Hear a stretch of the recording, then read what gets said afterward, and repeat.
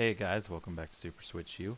Um, been seeing a lot of discussion on certain things. Well, I don't know, for a while, and I feel like maybe we need to talk about it just a little bit. Um, and that's game prices, or specifically people complaining about Nintendo's pricing and whatnot. But um, just I don't know. I guess that the future of gaming as a whole, amiibo at this point. Um, just kind of give my thoughts and theories on some of this stuff, and see if any of you guys agree. So I made myself a list so I can kind of keep track because I like to veer off onto different tangents a lot, and like I don't know. I don't stay focused. I'm going to stay focused today. We're gonna we're gonna try our best. Um, so yeah, the actual complaints seem to be about Nintendo, the game prices, the system prices, the amiibo prices, the accessories, the DLC, just all of it as a whole, and people thinking that we're about to get priced out of gaming, or at least they think that Nintendo is going to price people out of their gaming sphere. But I kind of want to talk about that.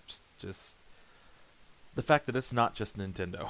And I get tired of seeing people just say that it's Nintendo doing this when it's gaming as a whole. Like, if you haven't been paying attention to Xbox or PlayStation in the last couple of generations, their systems have started high and usually stay pretty high. With the I can't even say current because they just had to raise it for tariffs, which, by the way, that is absolutely a factor. Tariffs have kept the old systems from going down. Instead, now they've got to go up to account for tariffs and accessories and things. A lot of it being whatever's manufactured out of China, which is a lot of the stuff from before, because nobody thought, hey, we might have to worry about tariffs and economic downfall back in, well, at least in 2017 when the Switch came out. Sony and Xbox, they were in 2020 when they did that, and I don't know. Maybe they should have actually thought about it a little bit, since we were in the middle of a pandemic at that point. But they did not. So now their systems, their accessories, their games are going up for it. But even when you don't talk the tariff side, right? Before the price increases, PlayStation 5 started about $450, right where the Switch 2 is sitting at. And then if you wanted the Pro or whatever, it was like 500 or it went up. Xbox Series, I believe, was higher than that. And I don't know its exact price. I don't think I can pull that up anymore because they've had to raise those prices. But the Series S was the cheap one, and I think it stayed under 400, typically around like the 300, 350 range. Mostly because they were desperate to sell it. I mean, it's still low, low sales, and it's been on the market for 5 years now.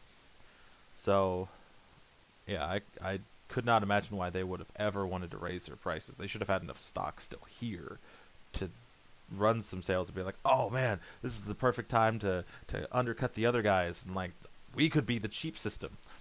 No, no, they were the first ones to jump on that tariff train, and now an Xbox Series X costs like $700, S being around Switch 2 prices, and these are 5-year-old consoles, man. Like it's crazy, right? But you can't fully blame those companies because they're adjusting to tariffs being put on there. I mean, this is not the first time that the U.S. has put tariffs on goods, but probably the first time in a lot of our lifetime since that was pre Great Depression, and that's sort of where that led to. So, hold on, guys, because it's probably going to get rough for a long time. And not just gaming. I mean, like, everything's going to be rough for a long time. But we're not here to talk about the economy as a whole. We're talking about the gaming side, right? So, that's kind of where we're at. We have companies like Sony and Xbox talking their next generation. Sony's, or not Sony, but Nintendo's next generation is here, and it's sitting at that 450 price. And to be honest, I doubt we ever see a system come out less than that with where we've gone with gaming, right?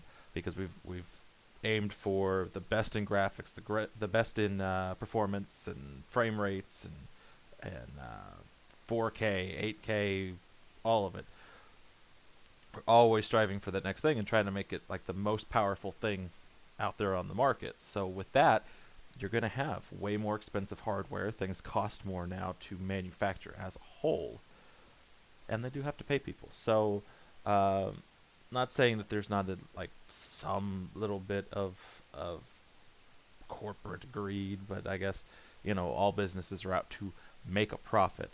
So they're going to make a profit, right? And I'm probably going to end up saying that a lot through this video, just because that's how business works. And I think sometimes we forget that that's what this is. Gaming is a business, not our buddies, not our pals. It's a business, and at the end of the day, they're going to make business decisions to expand on that business and to make a profit. So I don't think we're ever going to get back to the days of a $200 to $300 console, especially now that handhelds have been completely worked out of the gaming market. The Switch 1 and 2 being hybrid consoles, so it's all in one. And a lot of the PC stuff is the Steam Decks, and so they're basically like PCs in your hand. So those things are crazy expensive, and Sony's got their Portal thing, but it's reliant on the internet, so that's good luck trying to play that out in the middle of nowhere. But it's conversations for a different day. So with that also comes the rise in game costs, right? And I don't have good examples because all I got is this thing sitting here because it's probably about to go. But I need me some new new Nintendo games, so Street Fighter does not stay in the collection for now. It'll come back eventually. But, Switch 1 games, good old Switch 1 games, most of them stayed at $60, like the $59.99 US dollar retail price, or less. With the exceptions of Tears of the Kingdom and now Mario Galaxy 1 plus 2, which I know there's controversy with that also.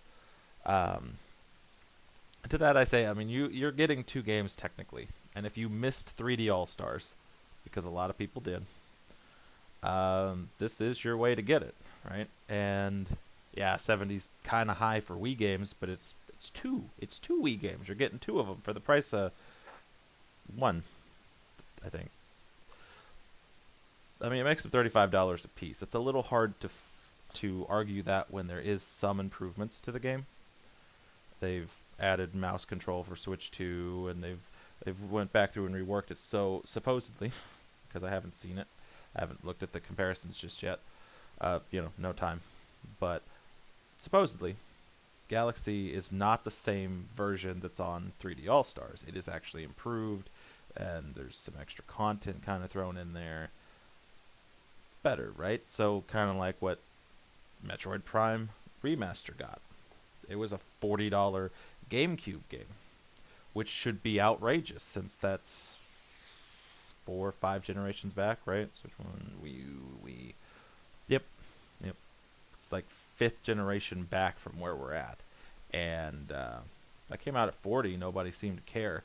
But you put Mario Galaxy 1 and Galaxy 2 out there for 40 each, or 35 each if you get them together, somehow we lose our minds. And that's crazy pricing for Wii games. However, the online service has GameCube, so Metroid Prime, in theory, shouldn't have came out because they were already planning this, and they'll probably put Metroid Prime on the online service.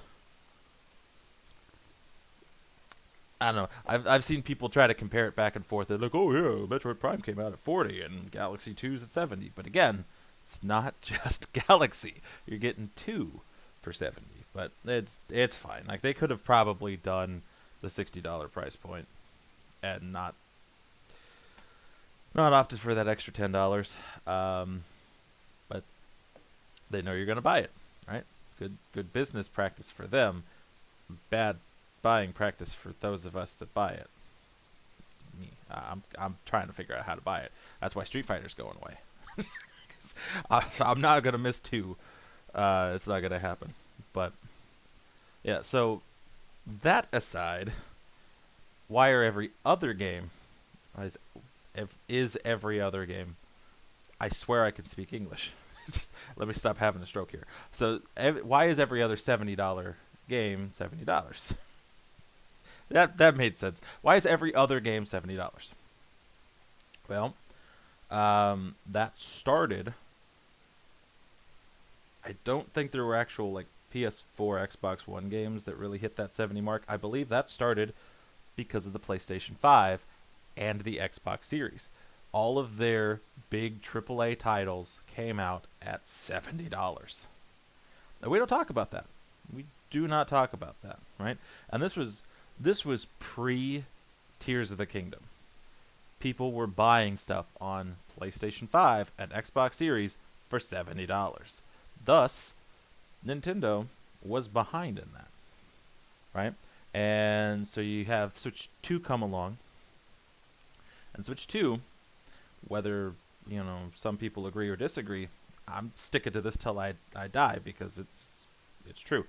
Switch 2 is the next generation where when PlayStation 6 and the next Xbox finally come onto the market, they are all together as that next generation. 10, I think, maybe. I don't know. I gotta look it up real quick. But it is not actually the same generation as the PlayStation 5 and the Xbox Series. That was the Switch. Yeah. Hold on, I'm trying to get this pulled up, and I'm not keeping track of my thoughts. Nope, I don't want that. There we go. That.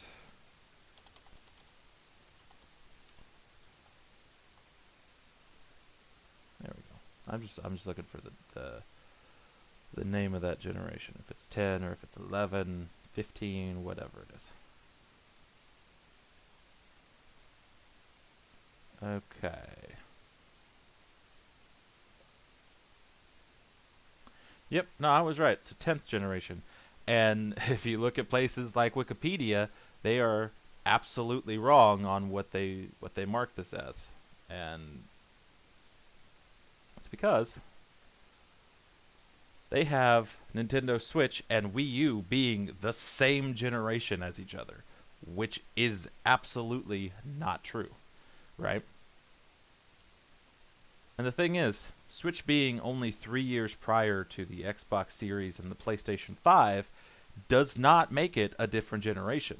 If so, Dreamcast would not have been the same generation as the PlayStation 2 and GameCube because it was, 2 to 3 years behind two parts of that generation. So, no, Wikipedia is absolutely wrong for this. 8th generation was Wii U, PlayStation 4, and Xbox One. 9th generation was Switch, Series, and PlayStation 5. Right? And so now, Switch 2, which they do not have Switch 2 in this list. They didn't stick it in there as the 9th generation, and it would have been weird because that would have been a 5-year gap between the two parts and Switch 2. Right? That's not the same generation when it comes to gaming. That is most of like Nintendo's consoles lasting 5 generations and the next one comes out. So Switch 2 is generation 10. And until PlayStation 6 and Xbox, whatever ridiculous name they come up with, they're probably just Xbox the console. I don't know. Their naming has been stupid since after the 360. Xbox One, even though it's not the first Xbox, and then Xbox Series.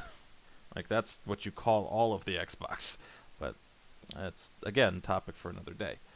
Um, so until those games come out, until those systems come out, and we have pricing for those games, $70 might not actually be ridiculous overall, right? Because those could be such big games that they're coming out at $80. They could adapt that $80 price point that we've seen Mario Kart be at, right? And you could say, oh, well, that's Nintendo's fault. Probably not, right? Because they already went this last generation being $70 games. The whole market's so much worse now. So it would not surprise me if PlayStation and Xbox adopt $80 games. Thus, the $70 game is going to look like a freaking value in comparison. But we're complaining now because two companies are still a whole generation behind, and they're at $70. So why is Nintendo not previous behind generation $70 price point? But that's probably it. Now, is it good that they're $70? No. I'm poor. I can't I can't afford to keep doing this, which is why I'm trading so much of my Switch 1 collection. Which there was some padding there. There's some cushion. There were games that I didn't care about that I got to try them, and then they turned out to be not what I wanted. So my almost 200 game collection has now shrunk to like 140, 150.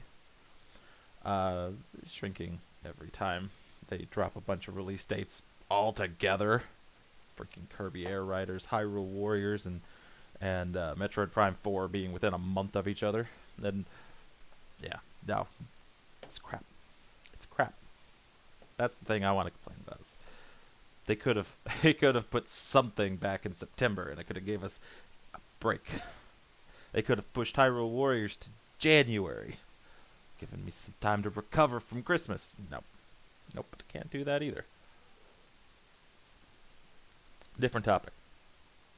So that's kind of my theory on it. This $70 game is just that's Nintendo catching back up to the previous generation in the pricing game, and then we'll either see all of Xbox and PlayStation 6 being $80 games, or everybody's just matched up at 70, which again, if you look at the fact that Switch 2 was coming out to match the power of these other two systems, and so now all the support for Generation 9 can be brought over to Switch 2, it makes sense that everything else is going to start matching. Price of the systems, price of the games, because that's what a lot of you guys asked for. Maybe not the guys that watched me, but like gamers as a whole. The loudest voice out there was, why is Nintendo underpowered? Why can't I play these games on Nintendo? You need to do better. You need to be 60 frames per second or better. You need to be 120 frames per second. You need to be 4K. You need to be this and that and whatever. And what do you get? You get expensive games and not the affordable games. You push out things like Nintendo Selects, Player's Choice, that kind of stuff.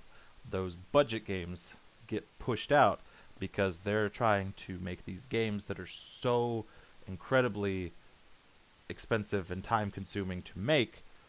They've got to make that money back. They've got to make back all that effort, and to be able to fund the next big massive game like that one, like Mario Kart World. Yeah. So yeah, that's the price of that kind of powerful game, instead of focusing on fun experiences that you don't need the biggest and best thing to play. Now you got to focus on all the stuff that didn't matter before. Part of why this is probably my last system is because I'm past this. I don't know that I care. But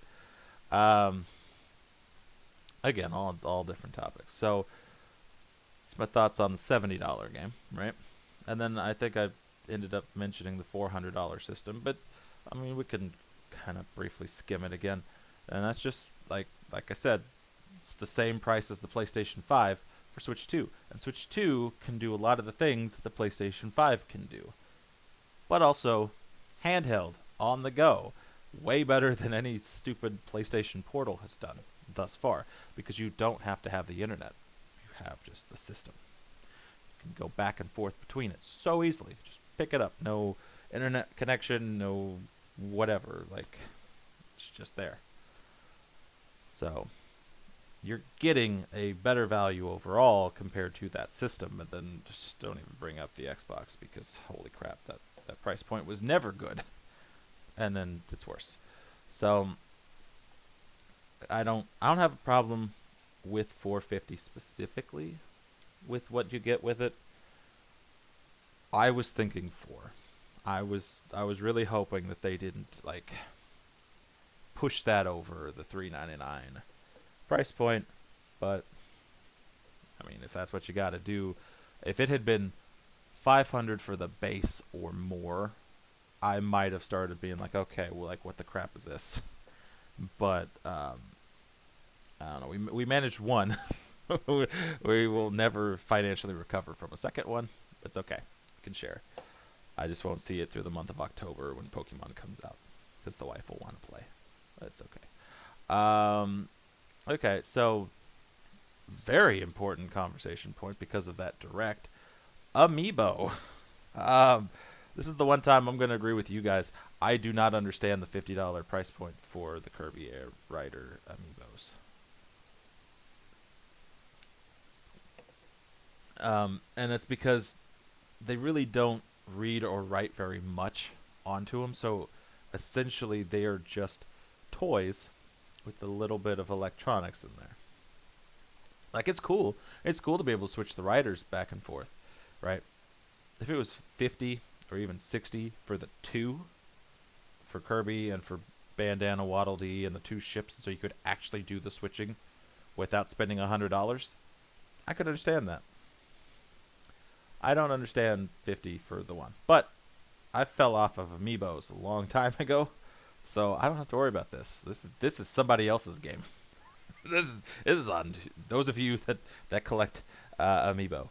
But yeah, those prices have gotten ridiculous, and I get it to a point, because some of this is probably tariff affected, right? They are probably manufacturing these little figures in China, because that's probably the only place that can do it for a reasonable price.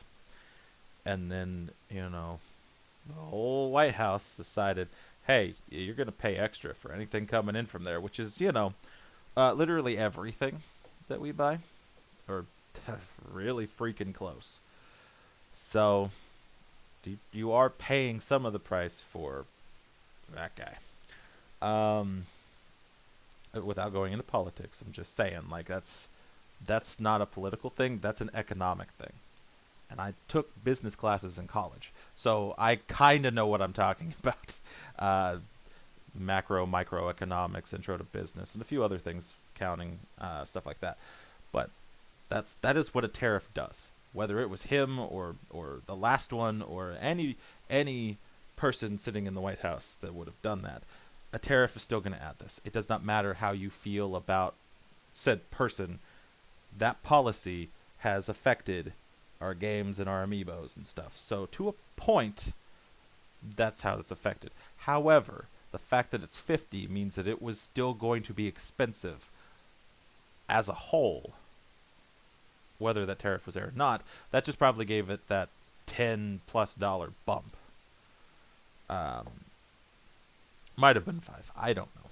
But I would say, to get like more specific answers on what happened with the amiibos, go back and look when they first released them for the Switch 2 launch, like the Street Fighter ones and the new Zelda ones. When those came out on that list and they were bumped up by $5 or $10 or whatever, that's the tariff. So apply that to these amiibo. Could probably look that up real quick. Somebody's got to still have that story out there. Let's see.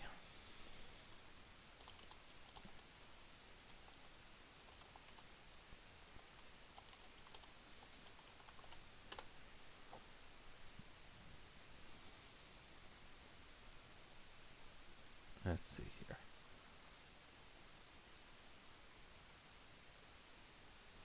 That's not the full list.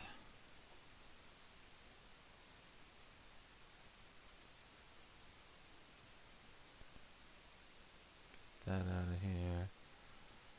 And okay. Okay. So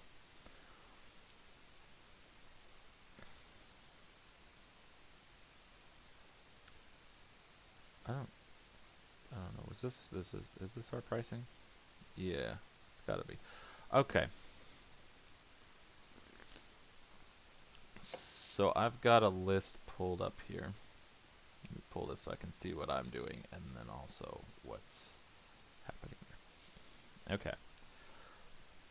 So the Legacy Amiibo, or the Smash Bros. And like all the early Amiibos, the small ones, the slightly less detailed ones. This says went from 16 to 20, and I don't remember them being 16, but that's probably close-ish. I thought they started at 13, but they... Oh, you know what? I think that is right. I think some of the later, and this was probably after I had kind of dropped off of Amiibo, but the later Smash Bros. Ones, I think, started being 16. So that was a production cost increase to 16. So for your standard small Amiibo, that got bumped to 20. So that was a $4 increase for tariff. And then the 2-pack Amiibo, and this was showing the Metroid Dread Amiibo 2-pack was 35 and bumped to 40. So again, your standard ones are still $20.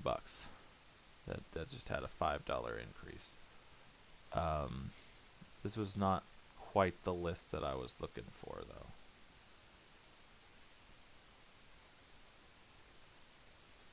Alright, let's see. I'm going to try this one more time.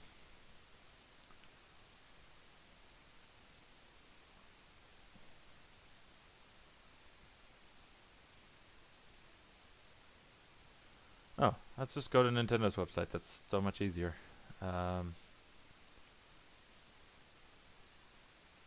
Except that doesn't have like a breakdown of. It just said that the Switch 1 family systems were going up. Huh.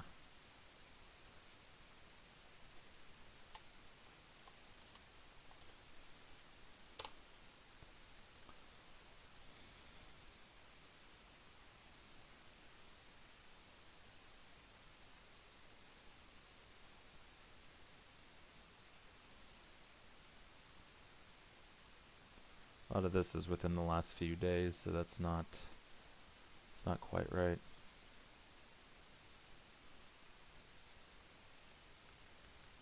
See, as stuff gets further out, it's harder to actually find the answers to stuff.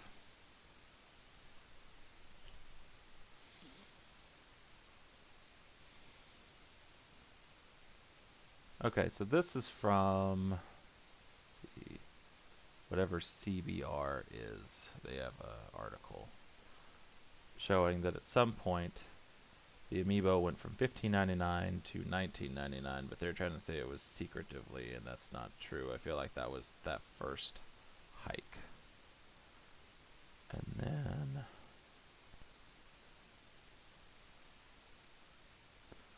okay, so I'm not going to find the answers that I was looking for. All I can say is it's kind of where that's at, right? You've got the really big ones that fall over the platform, and so those should be a bit more expensive. And we used to have some expensive Amiibo, like the Yarn Yoshi, right? Like the big one that was $50 or $60. Toys R Us exclusive Yoshi Amiibo. And then the regular Yoshi Woolly World Amiibos were a bit more in price. So, I mean, they've always varied depending on what it was. I'm not saying that all the prices are perfect. I'm saying to a point I get it. To another point I don't. Right? 50 for the Kirby switchable ones. Skylanders managed to do this for 25, 20 something. I'm trying to remember. This was they had the vehicle character packs at one point.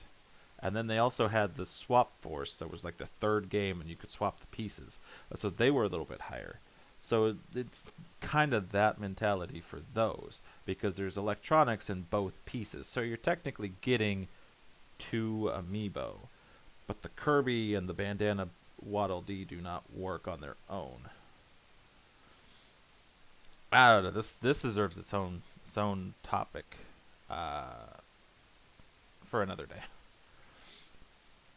But know that I do agree that the amiibos have gotten kind of crazy in price.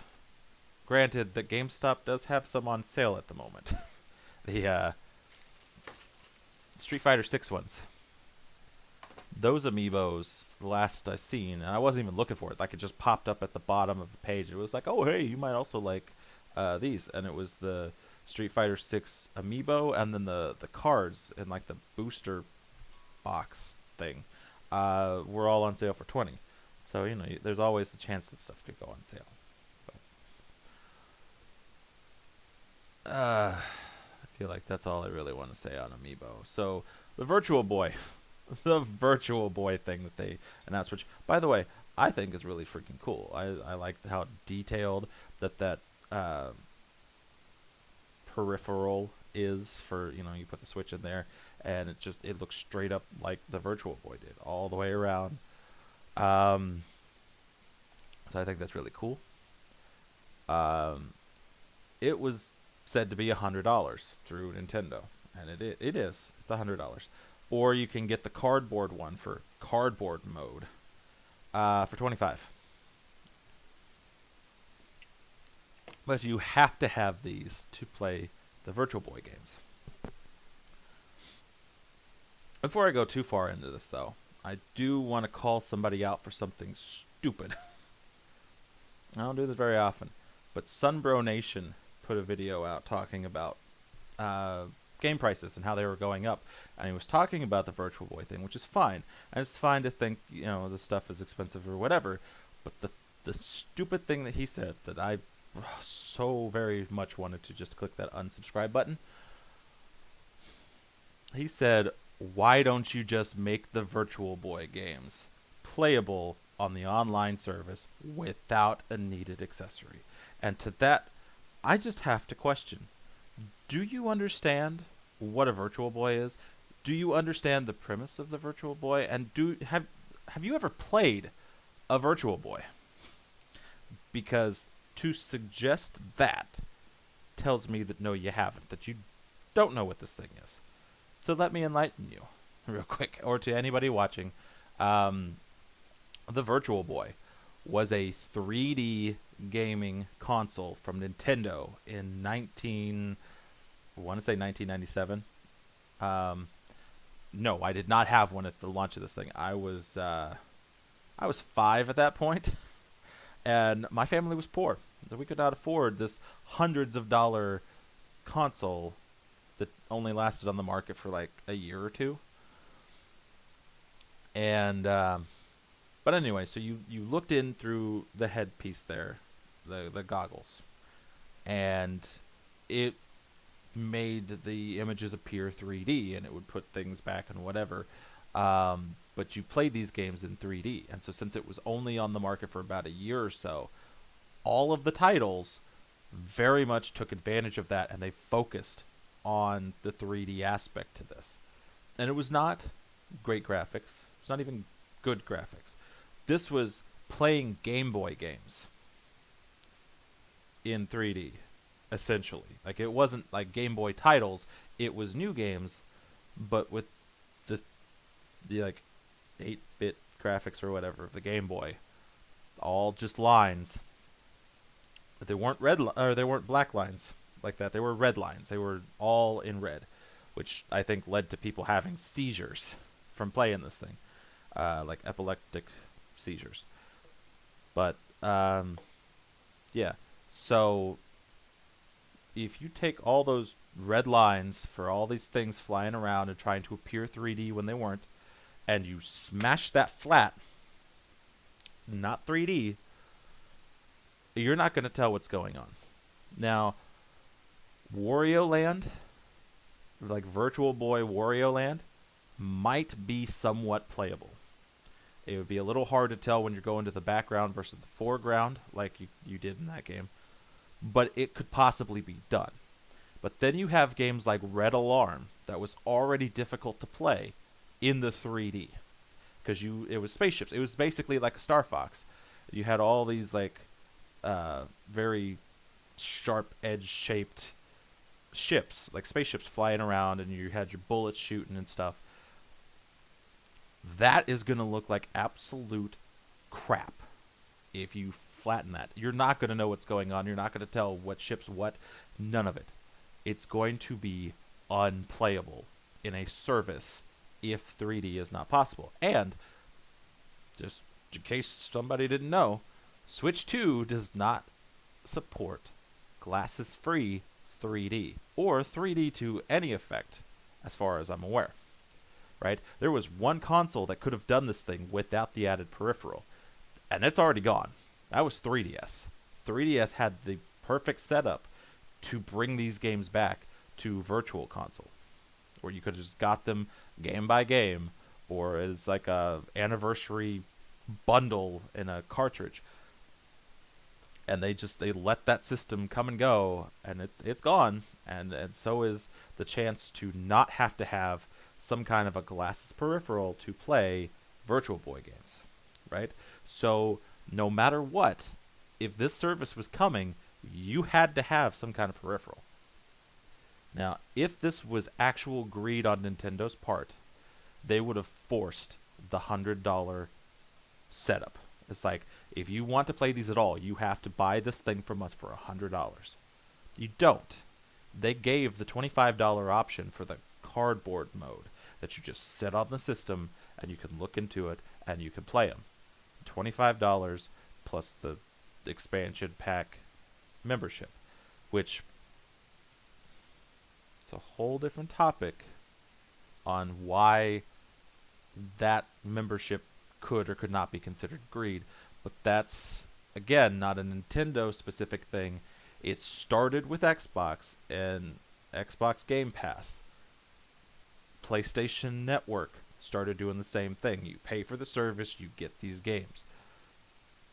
They're just following suit, but without re-releasing every old system game individually. So, better value than the other ones. But you still have to pay for it. So yeah, it's $50 a year or whatever, plus $25 to $100 for a peripheral. And if you don't pay that subscription service or that goes down, this is essentially nothing. However, it would still be really cool to have a Virtual Boy sitting on a shelf back there, whether it's functional or it's a thing to put the Switch in. Just say. But that's all it is. And the thing is it's all optional. It's not something that the regular consumer, the regular Nintendo gamer is actually going to want to like play, because having actually played some of these games, things like the Wario Land, Mario Tennis, Red Alarm, I think we had a baseball game at one point, and Mario Clash. None of those games are important enough to like say everybody needs to go buy this thing. If you love Nintendo stuff and you love retro gaming and you want to enjoy these games, or you're really curious about what this was, it's absolutely worth that money to try this and to play it through the Switch and Switch 2's lifetime. I'm not going to sit there and say that that's outrageous prices for what that is. It's all optional. It's for the collector, right? And if you wanted to go get a Virtual Boy online right now, and before I say something that's absolutely not true, I'll go ahead and I'll look this up for you guys. But last I had checked, it's a few $100s just for the system. And then some of those games are in the hundreds to thousands of dollar range. So, Virtual Boy. If I could type. Shopping. Who's got it for what? Okay, so just the headset by itself, this is one of the first things that popped up, without the stand or the controller, all things required to play it, $209.11, with a replacement stand sitting right next to it for $38.52. So you're already talking like $250 just to start. And that's no game, no controller. So you're going to spend more on that controller. What is it? So Retro V Games has one for sale, refurbished, so they fixed the issues. Because there are some issues with it. My brother's got at least one still, and he's having some issues with the Virtual Boy. Something about one of the connector pins not quite being soldered right or at all. And so after a decent chunk of time, that goes out, and you have to either fix it or replace it. But this thing sitting here for $459.97. So more than a Switch 2, you could get a Virtual Boy with no games. And then you start looking at the game prices.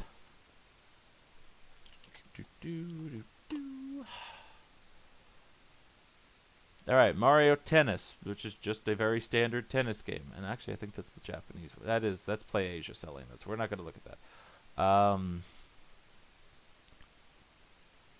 Bound High for Virtual Boy, $1,000. You got Jack Bros. Nope, that's just the box and manual, so I can't count that. Mario Clash, $58. Nestor's Funky Bowling, $130. Vertical Force Shooter, $56.72. Oof. Play Asia selling a Japanese Galactic Pinball for $109. Nope, that's Japanese again. Red Alarm, $30 from Etsy. What is this one? Virtual Lab, complete with box and manuals, $900. There's a Mario Tennis for $15, so I guess there you go. There's a cheap one. Red Alarm for $30. Jack Bros, $816. Panic Bomber, $65. Yeah, it's great. These these prices sound good to you, because they don't sound good to me at all. So, $100 for a peripheral and $50 for a year service, and you can play all the games they put out there in that year for $150. And I know one of them, not just the one that I had said, but I feel like another one was over $1,000 for just the game. So some of these games are going to cost you a lot to get them, or $100 peripheral, $50 service, all the games you could want for a year for Virtual Boy, right? That's not greed. Greed is hundreds of dollars for that Virtual Boy, that service, and then like it could have not even just been part of the expansion pack. It could have been like, here's a separate Virtual Boy service, and then charged you like $75 for it, or any amount added to the expansion pack, because assuming you'd have to have online in some way, it's $20, and then at least a $20 service for that, and then if you pay for the expansion pack, that'd be $70 and like a $300 peripheral, and they could have done so much worse with this. Or for those of you that just kind of want to casually check it out or collect the thing, $100. That's not near the price it's going to cost you to get a system that's going to fail on you, and thousands of dollars worth of games. I do not have complaints on this. Not the Virtual Boy thing. The amiibos, sure. Virtual Boy, no. That's actually very generous for some of those very expensive, very rare games, especially since none of them are really worth playing and owning, because they were okay at the time, 20 plus years ago. I say 20 plus. We're looking at almost 30 years ago. So 30-year-old games. And just to put that into perspective for all you young whippersnappers out there, okay? When I was a kid at the age of 5 there, when Virtual Boy came out, you know what 30 years ago in gaming was for me? see, that would have been 1967. Maybe arcade games, really low quality arcade games. You had to go pay every time you wanted to play. I was not alive in those times. I can only assume. And then maybe Pong, I think, but I feel like that was maybe the early 70s. So 30 years ago for me didn't exist. 30 years ago for you guys is that. So just keep that in mind. Like that, none of that is inherently value to the standard consumer. So stop thinking like the standard consumer. This is for you collectors, the small little collector range, right? So they can't push you out of a market that like you probably wouldn't have done anyway. But the whole point of that was no, Sunbro Nation, you can't just take those and put it on the service without having 3D. It's not playable. Anyway, moving on. Last point. Just what does this mean for the future of gaming? And I feel like I've mentioned this before, and if I haven't, I should have. I've been seeing this for a while, and at least a few years. I think we are slowly, but not that slowly. I feel like it's kind of speeding up. We are moving towards a. I'm not gonna say it's a video game crash because it's not. This is something we haven't seen before in gaming, and it'd be more of like a recession or a depression in the gaming industry, right? Where video games as a whole becomes a luxury item, like a very high quality luxury item. And if you are very low to low middle income class household, you probably won't be part of this market. However, the dangerous part to what I'm thinking is coming is the fact that it does not ever have to come back down. If you still make the money off of the top percentage of people and their incomes by selling them the games that they want, then they would be controlling the market essentially, right? So it doesn't matter what those of us at the bottom want because we can't afford to be in that gaming ecosphere as a whole. We would be pushed out completely. Our voices unimportant because we can't buy the systems, we can't buy the games, or if we manage to get these things, we would not be supporting it enough to be heard.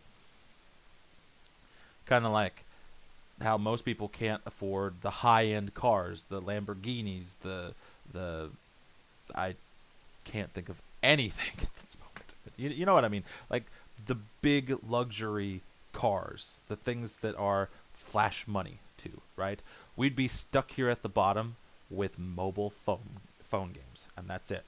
Like anything that's put out there for free, or anything that you could do, because even retro gaming is moving in that direction. Okay, you have all the new stuff coming out. Systems $400+, games $70+. It's gonna keep going up, and if the economy doesn't get better where our wages go up so we can keep up with that, we're gonna stay down here. And retro gaming, to get a lot of these consoles, Virtual Boy being $400+, like that's not the only one. A lot of the old systems are high, where you might be able to get yourself a Wii, maybe a PlayStation 2, anything that's sold in the hundreds of millions, where there are plenty of them out there that still exist and are still functional. Those are the systems you might be able to still keep up with.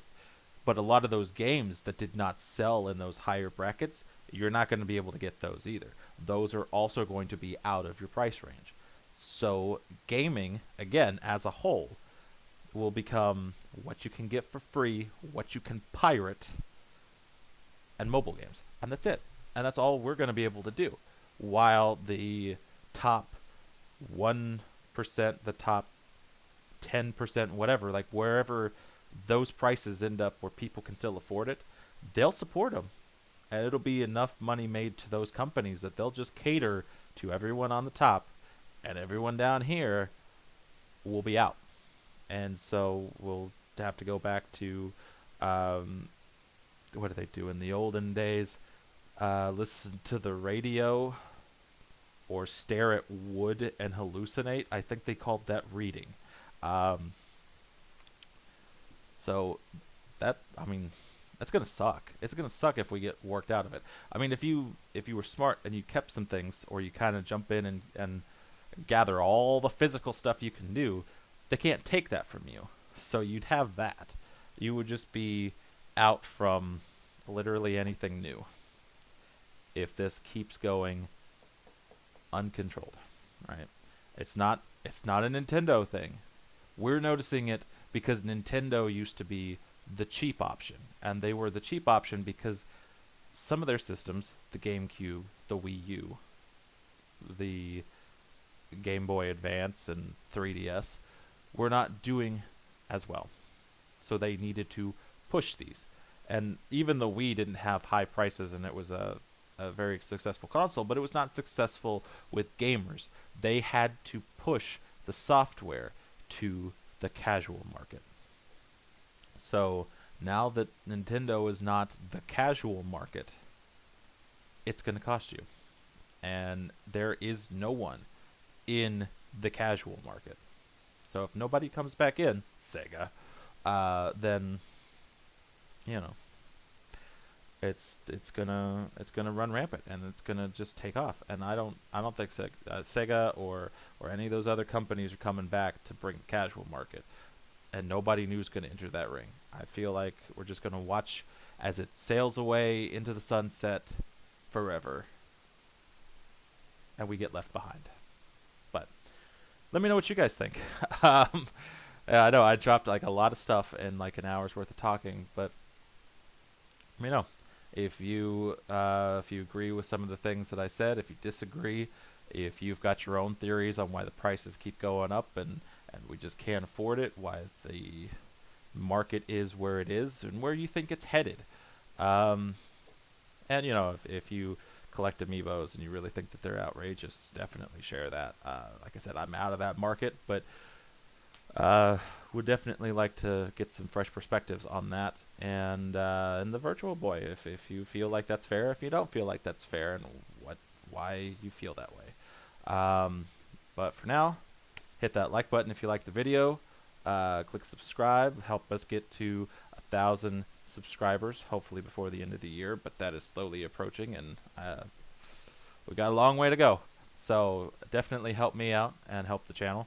And hit the bell notification button so you can be alerted to all upcoming videos, because I do not have a consistent schedule. I just kind of do these as I get ideas in my head and new things to talk about, and time and whatever. I kind of lost my train of thought there. So anyway, thanks for watching, and I'll see you guys next time.